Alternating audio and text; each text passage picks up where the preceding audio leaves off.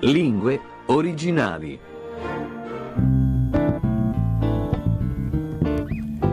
Sì, si avvicina alla fine della stagione Lingue originali. L'estate è alle porte, anzi, dal punto di vista meteorologico è già arrivata e quindi andrà in vacanza come gran parte delle trasmissioni di Caffè Italia per poi tornare ad ottobre. Se vi dico James Ivory, quanti film vi vengono in mente? Beh, sono tanti. Io ve ne ricordo due. Quel che resta del giorno, per esempio, tratto dall'omonimo romanzo di Kazuo Ishiguro, e poi Camera con vista, tratto da A Room with a View di Forster, che in ordine di tempo è l'ultimo romanzo che stiamo sfogliando in parte, ovviamente, nella versione originale grazie al nostro Marco Piovaz. Ebbene, in questa puntata ancora un estratto da Camera con vista. Vi ricordo, siamo a Firenze, nell'anima, sotto la pelle della protagonista del romanzo arde una passione, un'irrequietezza che le regole di comportamento dell'epoca hanno tenuto lungamente frenate, no? Sapete quando si tirano le briglie al cavallo? Beh, stessa cosa è successa alla protagonista di Camera con vista. E allora, Lingue Originali era partito con Alan Bennett, mi riferisco sempre alla puntata settimanale dedicata alla lingua inglese, continuata poi con Kazuo Ishiguro. Andiamo a concludere con Forster e Camera con vista, titolo originale A Room in a View, e ancora una volta allora la linea e il microfono a Marco Piovaz.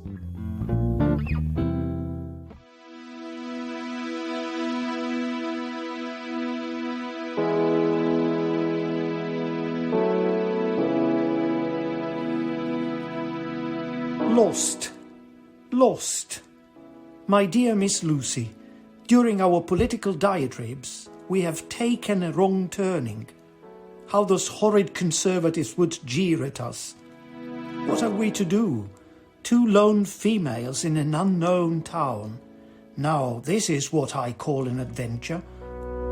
Lucy, who wanted to see Santa Croce, suggested as a possible solution that they should ask the way there.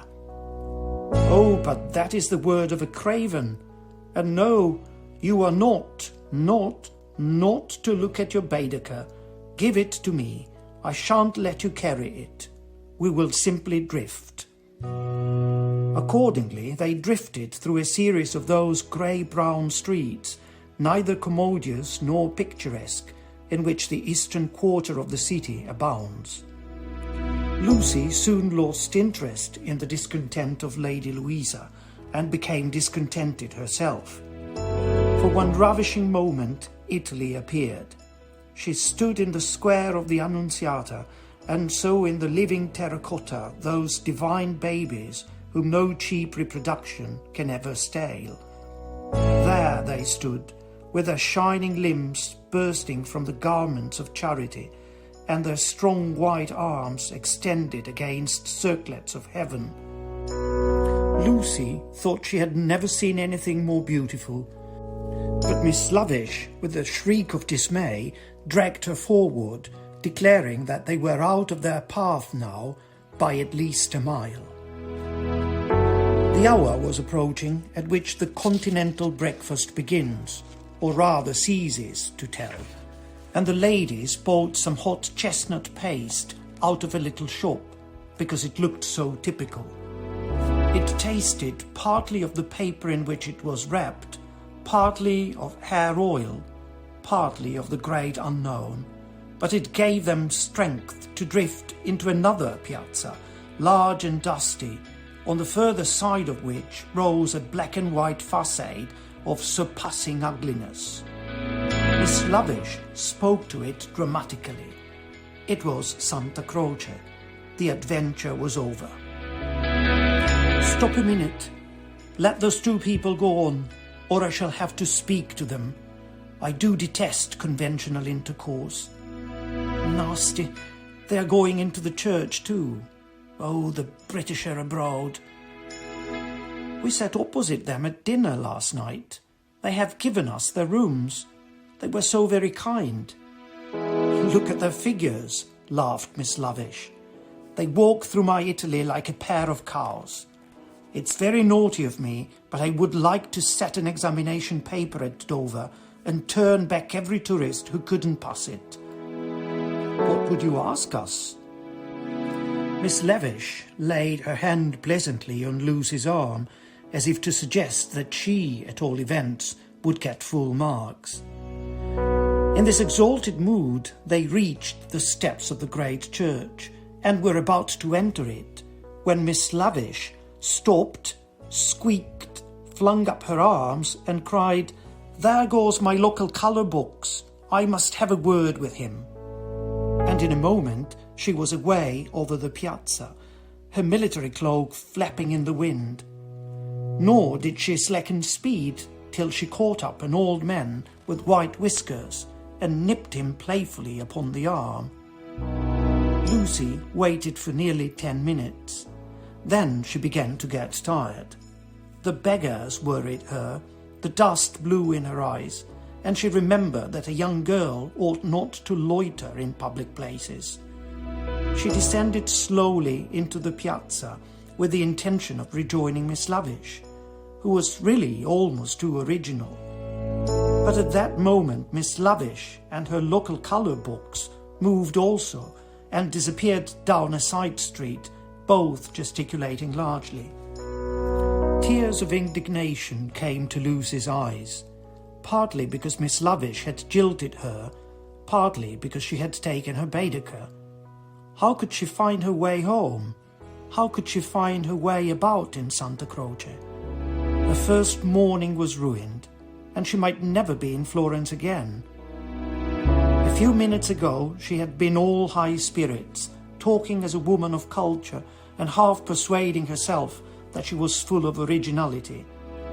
Now she entered the church depressed and humiliated, not even able to remember whether it was built by the Franciscans or the Dominicans. Of course it must be a wonderful building, but how like a barn, and how very cold. Of course it contained frescoes by Giotto, in the presence of whose tactile values she was capable of feeling what was proper. But who was to tell her which they were? She walked about disdainfully, unwilling to be enthusiastic over monuments of uncertain authorship or date. There was no one even to tell her which of all the sepulchral slabs that paved the nave and transepts was the one that was really beautiful, the one that had been most praised by Ruskin. Then the pernicious charm of Italy worked on her, and instead of acquiring information, she began to be happy. She puzzled out the Italian notices, the notice that forbade people to introduce dogs into the church, the notice that prayed people in the interests of health and out of the respect for the sacred edifice in which they found themselves not to spit. She watched the tourists. Their noses were as red as their Baedekers, so cold was Santa Croce.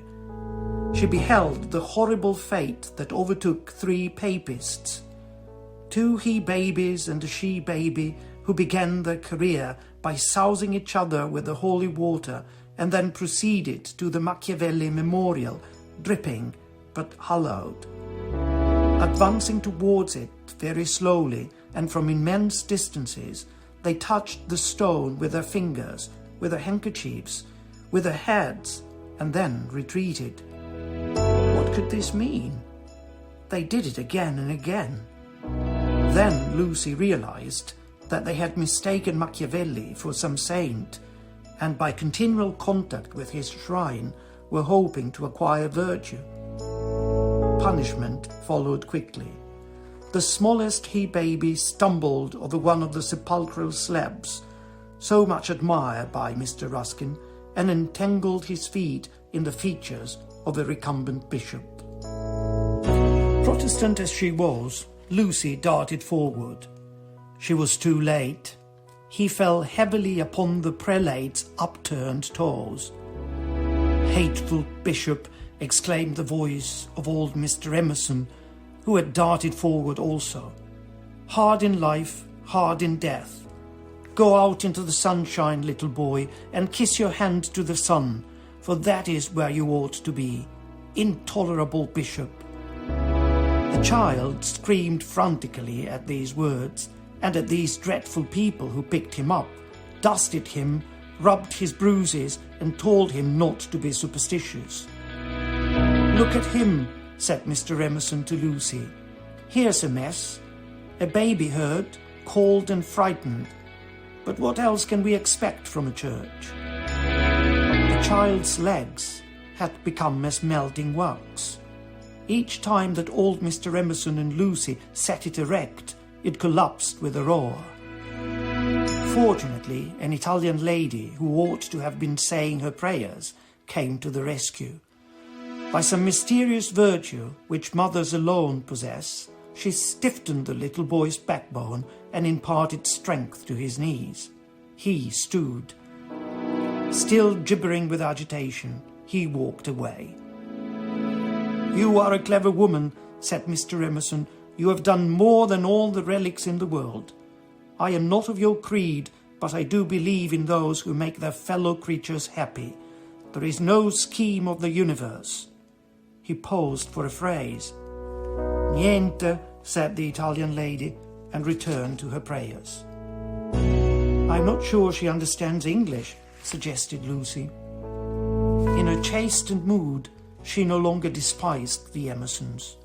She was determined to be gracious to them, beautiful rather than delicate, and if possible, to erase Miss Bartlett's civility by some gracious reference to the pleasant rooms. "That woman understands everything," was Mr. Emerson's reply. "But what are you doing here? Are you doing the church? Are you through with the church?" "No," cried Lucy, remembering her grievance. "I came here with Miss Lavish, who was to explain everything, and just by the door, it is too bad, she simply ran away, and after waiting quite a time, I had to come in by myself." "Why shouldn't you?" said Mr. Emerson. "Yes, why shouldn't you come by yourself?" said the son, addressing the young lady for the first time. "But Miss Lavish has even taken away Baedeker." "Baedeker," said Mr. Emerson. "I am glad it's that you minded. It's worth minding, the loss of a Baedeker. That's worth minding." E ancora una volta grazie a Marco Piovaz, il nostro amico insegnante di lingua inglese in quel di Torino, che ancora una volta ha animato Lingue Originali nella puntata dedicata al mondo British. Ecco, diciamo così, non fermiamoci soltanto alla lingua e alla letteratura. Lingue Originali, venerdì, sabato e domenica alle ore 22 su Caffè Italia, rispettivamente con l'appuntamento dedicato alla lingua inglese, alla lingua tedesca e alla lingua francese fino alla fine di giugno e poi dalla prima settimana di ottobre. Grazie per averci seguito, appuntamento a Lingue Originali sempre su Caffè Italia.